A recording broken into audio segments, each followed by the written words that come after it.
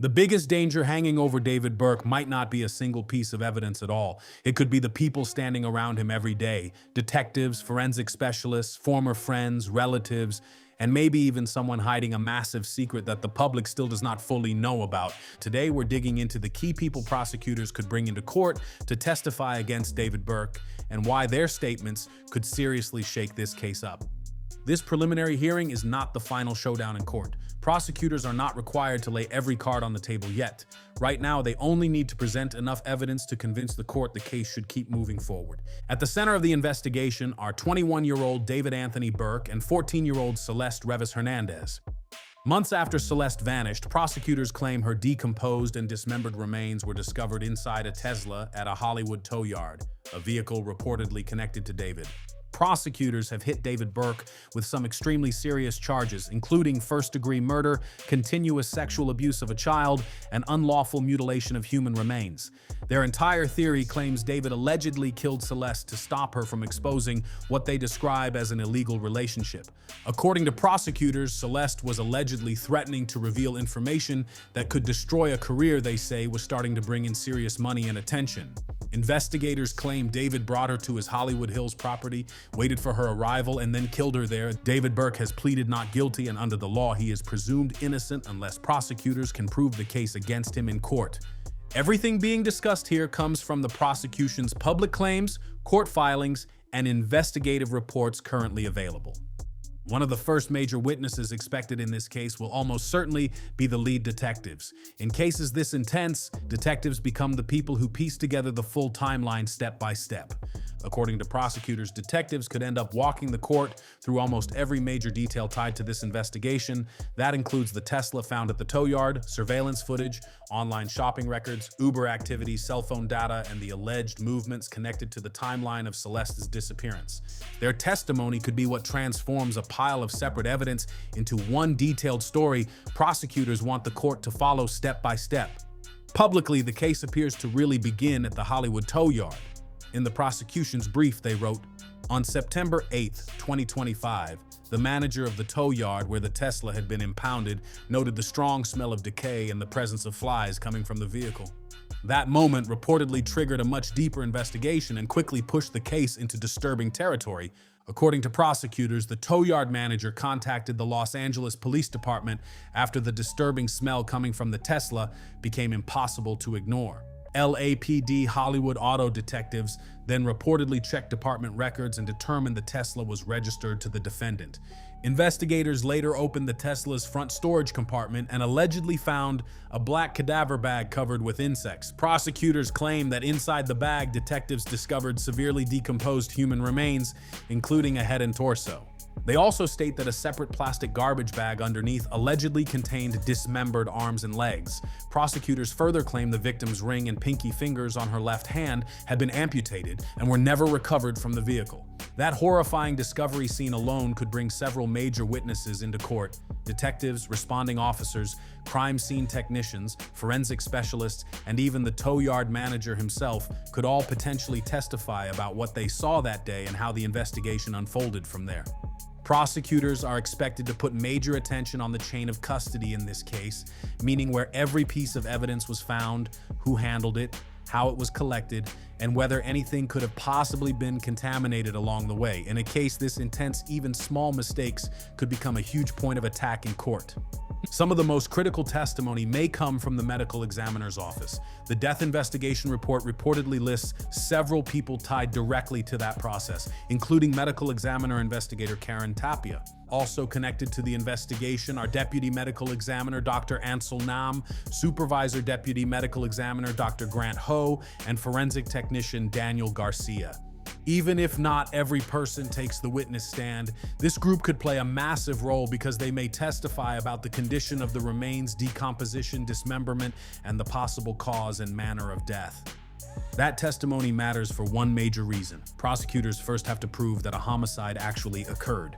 And according to public reports, the defense has already suggested prosecutors may not be able to definitively prove exactly how Celeste died, which could turn these forensic witnesses into some of the most heavily watched voices in the courtroom.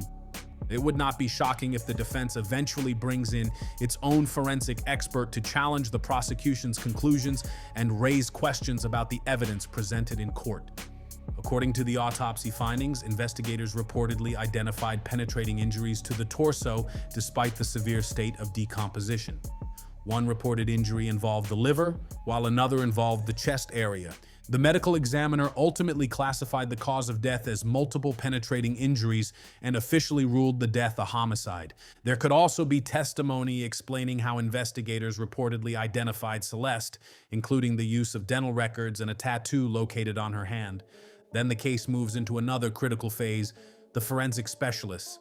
These are the witnesses prosecutors may rely on to turn tiny physical details, scientific testing, and technical evidence into a story the courtroom can follow piece by piece. And for example, prosecutors point back to a section of the brief that states, quote, "Moreover, defendant took horrifying measures to destroy and discard the victim's body. After placing her body into the blue inflatable pool to prevent her blood from spilling onto his garage floor, defendant used a chainsaw and perhaps other tools to cut off her limbs. Small blue plastic fragments were found embedded in the victim's remains, which were collected by the Los Angeles County Medical Examiner's Department. The fragments were analyzed by the LAPD's Forensic Science Division Trace Analysis Unit. An expert was able to make a physical fit match from the blue fragments to the blue inflatable pool purchased by defendant in May 2025. In order to distance himself from the victim, he amputated her left ring and pinky fingers because her ring finger contained a tattoo of his name. Her fingers have not been recovered. Defendant then placed her head and torso into the cadaver bag he purchased. He placed her limbs into a garbage bag, which he deposited into his front trunk, laying the cadaver bag on top. That section could become a huge focus in court because it connects forensic analysis directly to items investigators claim were purchased by the defendant. Prosecutors may lean heavily on forensic experts from the LAPD Trace Analysis Unit to explain how those tiny plastic fragments were allegedly matched back to the inflatable pool. If jurors hear technical evidence tied to physical objects this closely, it could become one of the most disturbing and closely watched parts of the entire case. For several weeks or possibly months, defendant left the victim's body to decompose inside his Tesla. Prosecutors claim blue plastic fragments recovered from the remains were later matched to an inflatable pool allegedly purchased by David. If that evidence is presented during trial, forensic trace analysts will likely take the stand to explain exactly how investigators made that connection and why they believe the fragments are important to the case. The same situation applies to the DNA evidence. In the prosecution brief, investigators state DNA evidence developed from blood stains collected from defendant's garage, which match the victim's genetic profile. That claim could bring forensic DNA analysts into court as some of the prosecution's most important scientific witnesses. Their testimony may focus on how the samples were tested, how the genetic profile was identified, and whether the evidence can withstand challenges from the defense. Another major group of witnesses may come from both Riverside County and Los Angeles County law enforcement. Their testimony could become extremely important because prosecutors may use it to argue what David allegedly knew about Celeste's age and exactly when he became aware of it. And Celeste was from Lake Elsinore, and prosecutors believe the detail plays a major role in the overall case. Part of their theory is that David allegedly killed her in connection with what they describe as an illegal relationship. Prosecutors have also charged him with continuous sexual abuse of a child, making the timeline of prior contact extremely important. According to the prosecution's brief, quote, detectives learned the victim had been reported missing to the Riverside County Sheriff's Department by her family who live in Lake Elsinore in February and April 2024. RCSD telephonically contacted defendant, meaning David, on February 17, 2024, after they identified a phone number in the victim's phone records that belonged to him. During the call, defendant claimed he had spoken to the victim last on February 13th or 14th, 2024, but stated he was unaware she was a minor or that she had been reported missing. CSD advised him that Los Angeles Sheriff's Department deputies would be coming to his home. On that day, defendant was living at 804 North Doheny Place in West Hollywood. That interaction could become a major point during testimony because prosecutors may try to use it to establish what David allegedly knew about Celeste's age at that point in time. Detectives involved in those calls and follow-up visits could end up becoming key witnesses later in court. According to the prosecution's brief, CSD requested that the Los Angeles County Sheriff's Department carry out a welfare check at the defendant's home.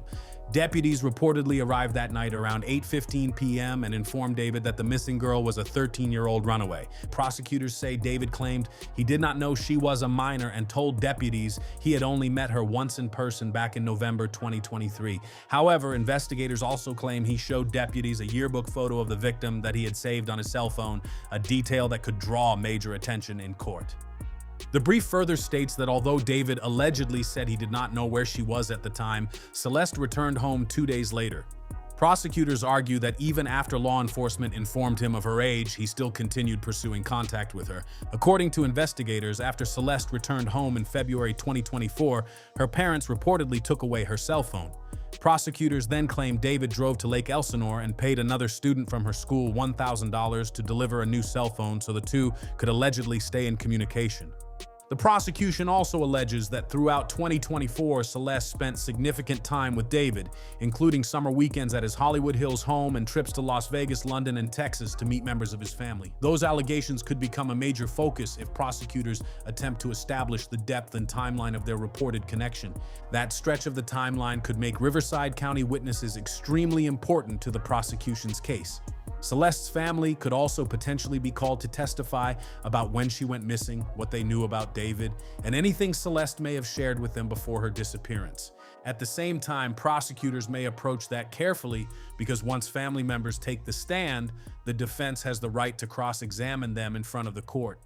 In emotional cases like this, that can quickly become intense and highly emotional testimony. An even bigger question is whether members of David's own family could eventually testify. Public court filings reportedly show that some of David's relatives were ordered to appear in Los Angeles during the grand jury process. That does not mean they were accused of wrongdoing, but prosecutors may believe they hold information connected to David's vehicle, finances, career, or his reported relationship with Celeste. Then there's the witness many people have been watching closely, Neil Langston, described in reports as David's former friend. MZ previously released video that reportedly showed David and Langston inside the Hollywood Hills property in July 2025. In the footage, David allegedly appears to explain away a bad smell coming from the home, a moment that could become a major talking point if that video is introduced in court. Prosecutors later claimed that David allegedly gave different explanations to friends, business associates, and other people about the smell reportedly coming from both the house and the vehicle. That detail alone could become a major issue if witnesses are called to compare what they would told behind the scenes. That immediately raises another huge question. Could Neil Langston eventually testify about those reported conversations and interactions? And this is where the situation becomes even more complicated. Reports previously claimed that Langston was arrested in Montana at his mother's home on a Los Angeles warrant connected to an alleged failure to appear as a witness. And according to those reports, the issue stemmed from him allegedly refusing to testify during proceedings tied to the David Burke investigation, reportedly connected to a grand jury hearing evidence in the case. TMZ later captured footage that reportedly showed Langston entering a Los Angeles courthouse after he was brought back to California. Reports also suggested the grand jury had been hearing evidence for months, leading many people to speculate that Langston may have eventually provided testimony behind closed doors. TMZ later reported that if Neil Langston did end up testifying before the grand jury, the appearance may have lasted only around 30 to 40 minutes. That instantly caught people's attention because for someone reportedly viewed as an important witness, the amount of time seems surprisingly short. Some people even questioned whether part of that time frame included entering the courthouse and getting through security, which only added more mystery around what may have actually happened behind closed doors. That quickly fueled speculation online about how valuable investigators believed his testimony really was and whether prosecutors got the information they were looking for. To be clear, Neil Langston has not been charged in this case and has not been publicly accused of taking part in any crime. After the situation became public, Langston appeared to respond on social media with a post saying, "Thankfully, I'm legally fine in every way, and boy do I got all my receipts for things. Ha ha ha ha ha." He also reportedly posted, "I think the worst part is that I've told so many people that I trust and I thought knew me as a person my side of things, all for that to be thrown out the window as soon as I get arrested and they slap that name next to mine." Those posts immediately sparked even more debate online, especially among people trying to figure out what Langston may know and whether prosecutors still see him as a key witness moving forward. Langston also reportedly posted, "And for the record, the thing I was arrested for wasn't even charged. They never filed it, and my warrant was retracted because there is more to the story than what's on the news." That statement only added more questions about what may have been happening behind the scenes during the investigation. Another major question people continue asking is whether anyone else connected to David may have been pressured to cooperate, granted immunity, or encouraged to testify against him in exchange for information. Right now, there has been no public confirmation of that, but the possibility has continued to spark heavy speculation online. The issue gained even more attention after Los Angeles District Attorney Nathan Hochman was asked whether additional people could eventually face consequences connected to the case. He did not completely rule that out. According to reports, Hochman responded, "I'm not going to comment one way or the other about any particular additional individuals or whether there are any additional individuals. What we did with respect to individuals who wanted to either cooperate with our investigation or were uncooperative is that they often received subpoenas to come in and testify in order for us to get the information to make the decision we made today to file these charges." That response immediately fueled even more questions about who investigators may have spoken to behind closed doors and what information prosecutors could still be holding back. Prosecutors may also bring in people connected to David's music career, including managers, executives, promoters, or business associates who may have seen, heard, or known something connected to Celeste or the alleged relationship. In a case this public, even casual conversations behind the scenes could suddenly become important courtroom testimony. TMZ also reported that music executive Robert Morgenroth was allegedly overheard outside a grand jury proceeding, saying prosecutor Beth Silverman questioned him aggressively about why police were never contacted. According to the report, he allegedly stated, "She was very pushy on why I didn't call police." But testimony from people in David's professional circle could matter for another huge reason: motive. Prosecutors claim David allegedly killed Celeste to protect a career they describe as financially valuable and rapidly growing. Because of that, prosecutors may try to present evidence about his tour schedule, album rollout, endorsement opportunities, streaming success, and the overall momentum of his career leading up to the investigation. In fact, the prosecution's pretrial brief reportedly lists potential evidence involving proof of defendant's lucrative career as a singer and songwriter prior to April 23, 2025. Defendant had an album release party on the night of April 24, 2025 before embarking on an international tour in late July 2025. That angle could become a major focus if prosecutors attempt to argue that protecting his public image and career success became part of the alleged motive behind the case. Prosecutors say the killing likely took place on April 23, 2025. They also point to alleged communications between David and Celeste in the days leading up to that date. According to the prosecution's filing, there were text message exchanges between defendant and the victim on April 22nd and April 23rd, 2025, where the victim threatened to expose defendant and destroy his career. The filing also states April 23, 2025 is the likely date of the victim's death and when all her cellular activity ceased. According to prosecutors, the night before, April 22, 2025, the two were allegedly involved in a lengthy and emotional argument described through text messages recovered during the investigation. Prosecutors claim the messages showed growing tension connected to David's reported relationships with other women and accusations that he allegedly led Celeste to believe they had a future together.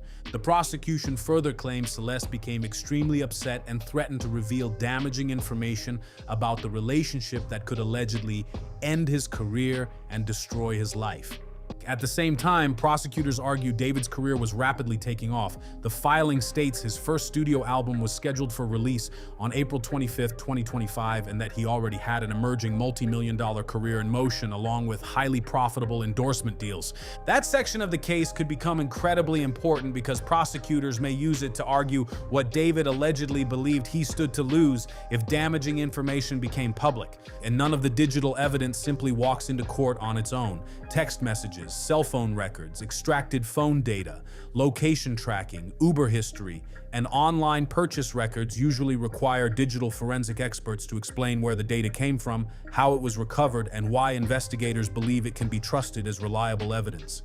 To be clear, this is still not the full list of possible witnesses. The public does not yet know everyone prosecutors may call or every detail investigators may still be holding back from the case.